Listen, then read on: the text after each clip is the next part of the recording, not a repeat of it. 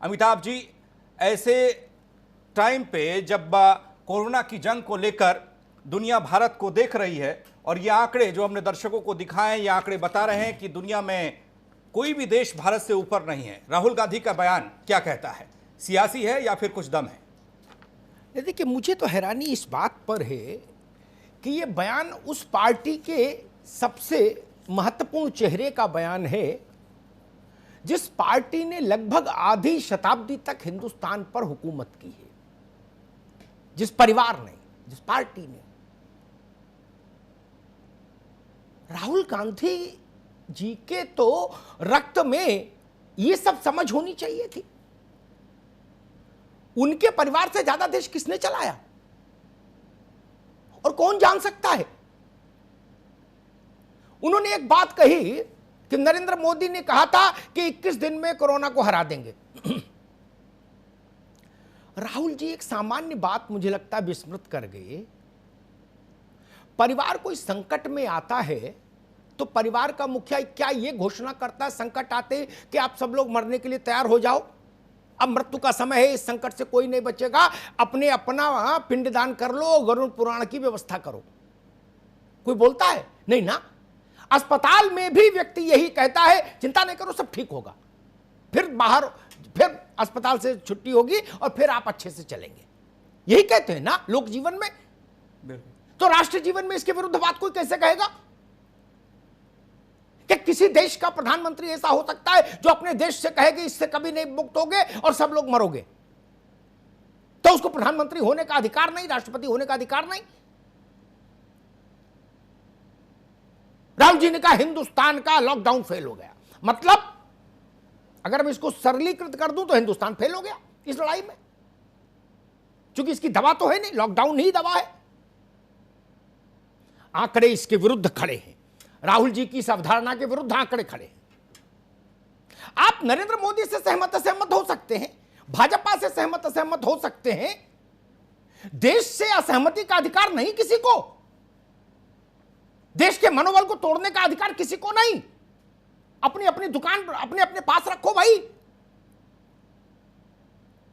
कैसी नासमझी हो। कोई पार्टी हो, क्या इस बात को आप झुटला सकते हैं कि विश्व भर में जो मृत्यु दर है कोरोना से, उससे आधे से भी कम भारत की मृत्यु दर है? क्या झुटला सकते हैं आप? झुटला दीजिए तो मैं आपको श्रेष्ठ मान लूंगा और पत्रकारिता से तिलांजलि दे दूंगा, कहूंगा भाई शायद मेरे पास तथ्य सही नहीं आते।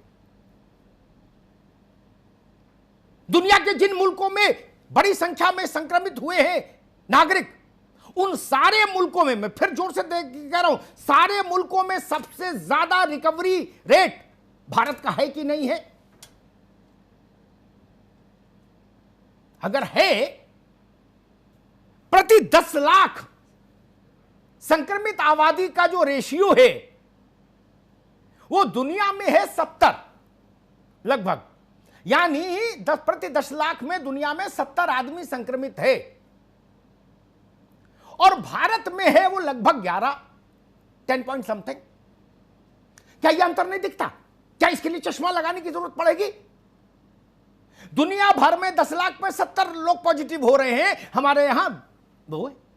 और सबसे महत्वपूर्ण बात जो इस लड़ाई में मैं मानता हूं सबसे बड़ी बात है वो है कि मृत्यु दर को आपने नियंत्रित किया कि नहीं किया। और अगर मृत्यु दर को आपने नियंत्रित करके रखा तो 14 दिन के बाद आदमी ठीक होकर आ ही जाएगा। मैंने राहुल जी को आज सुबह जब देखा तो मैं हैरान रहा।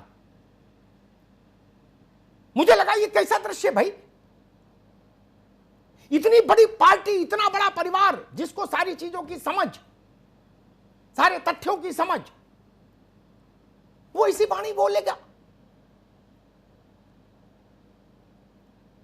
किसी देश में आप ऐसी वाणी सुन रहे हैं वहां के लीडर ऑफ अपोजिशन की, बड़े नेता की? नहीं ना। और बीच युद्ध में कोई ऐसा बोलता है क्या बाबा? लड़ाई खत्म तो होने दो, उसके बाद बैठ के फरियाद लेना। एक शब्द है पूर्वांचल में, फरियाना, फरियाद लेना। कोई भाग रहा है कहीं, यही मैदान, यही घोड़े, लड़ लेना। गाजीपुर से गाजियाबाद और बस्ती से बहराइच तक जो आदमी टीवी देख रहा है, उसको लगेगा कि अरे भाई राहुल जी ने कह दिया आप फेल हो गए, इसका मतलब अब मरने की बारी आ गई, अब बचने का कोई रास्ता नहीं। उसका मनोबल टूटेगा दोस्त, इसलिए मैं बहस लेके आया। प्रबंधन पर आप दूसरी बात कह सकते हैं जब सामान्य काल हो, लेकिन जब युद्ध काल हो तो देश को एक स्वर में बोलना चाहिए युद्ध के लिए।